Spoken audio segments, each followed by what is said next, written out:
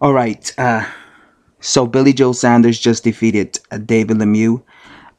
This was a one-sided beatdown. It was really a masterclass. I didn't give David Lemieux a single round. This was easy work for David Lemieux. He really schooled him. David Lemieux could never. David Lemieux doesn't know how to cut the ring off, and he could not catch up to Billy Joe Saunders. Billy Joe Saunders was moving really well on the back foot.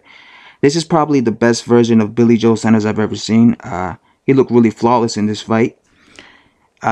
He really made David Lemieux look like an amateur in there. Very impressive. Now I see why people might be ducking Billy Joe Saunders. You know, a lot of times I see other uploaders talking about people are ducking Billy Joe Saunders, and I will laugh at that. I made some videos laughing at that. But after seeing this version of Billy Joe Saunders, I can see why maybe some fighters might be ducking him. And when I say some fighters, I'm strictly talking about Canelo Alvarez and Gennady Golovkin. Because both of these guys seem to not want to be fighting Billy Joe Saunders. Even though Billy Joe Saunders didn't have the punching power to hurt David Lemieux, he had the accuracy and he had the foot speed. That was the biggest difference in this fight, was the accuracy and the foot speed. David Lemieux just cannot keep up with the foot speed of Billy Joe Saunders. And I said that in my pre-fight analysis video that I was picking Billy Joe Saunders to win because I believe he has the better skill set, and I was right. The only thing that surprised me is that they didn't rob Billy Joe Saunders. I figured they were robbing because the fight was happening in Canada, but obviously it was pretty clear who was the winner, and it was Billy Joe Saunders. Very impressive. I'm very impressed by Billy Joe Saunders' performance in this fight. I thought it was very easy. He did a better job than Gennady Golovkin. I thought the only thing was he couldn't stop Billy Joe Saunders. I mean, David Lemieux. He couldn't stop him, but again, he doesn't have punching power. So this is a really good win for him, and I thought he looked really good in this fight. If he fought that way against Canelo Alvarez, I think he could beat Canelo Alvarez. But the problem is, Canelo Alvarez, you can't beat him unless you knock him out. So they wouldn't give Canelo Alvarez the loss. They'll give it to Billy Joe Saunders.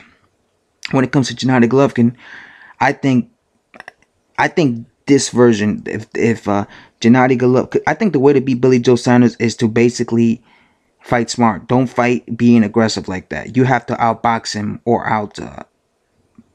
just use your jab to keep him at bay. I think that's what you have to do, and feint a lot, not put pressure on him, because I think when you put pressure, I think unless you're really good at cutting off the ring, but I think he does his best when he's when a guy's coming at him so he could outbox the guy. But for example, look at Willie Monroe. I thought Billy Joe Saunders dominated David Lemieux more and better than he dominated Willie Monroe. And Willie Monroe, I think we can all agree that most people would pick David Lemieux to beat Willie Monroe, right?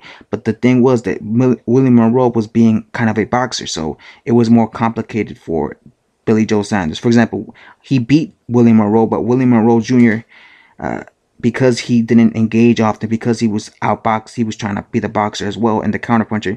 He made it more difficult for for Billy Joe Saunders, and he was able to make Billy Joe Saunders think. But just compare that to when Billy Joe Saunders faced David Lemieux. He was just schooling David Lemieux. So that's why I think the guy who's going to beat Billy Joe Saunders might just be a guy who thinks like him, who fights kind of like him, who feints a lot. I think that's a key thing, feinting a lot. Just throwing like a jab, but feinting, and who has faster foot speed than him. Maybe someone like a Demetrius Andrade. I think that would be an interesting fight for Billy Joe Saunders, stylistically. Also, maybe even one of the Charlo brothers. But I think he could give Gennady Golovkin hell, especially with his movement. But it'll be interesting to see, because I've seen Gennady Golovkin get outboxed by Kell Brook, but it'll be interesting to see how Billy Joe Saunders will be able to take Gennady Golovkin's punching power. But again, if you look at this fight, David Lemieux was the bigger puncher, but he could never connect. He could never connect on Billy Joe Saunders' face because Billy Joe Saunders was constantly moving. He was constantly moving, so he could never connect to Billy Joe Saunders' face.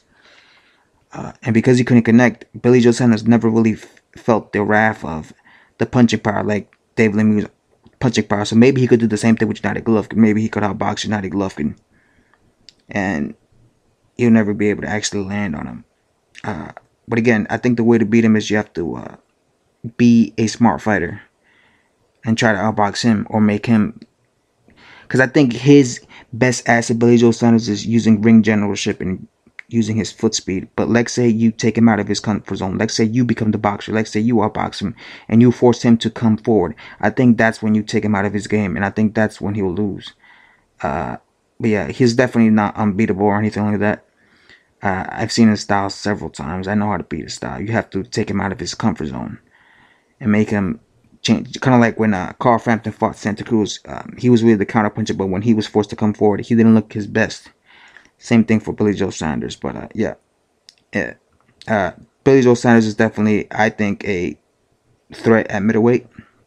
And maybe everyone's right who's saying that they're ducking him. Maybe they are ducking him, you know. Yeah, man, it's off. I'm out.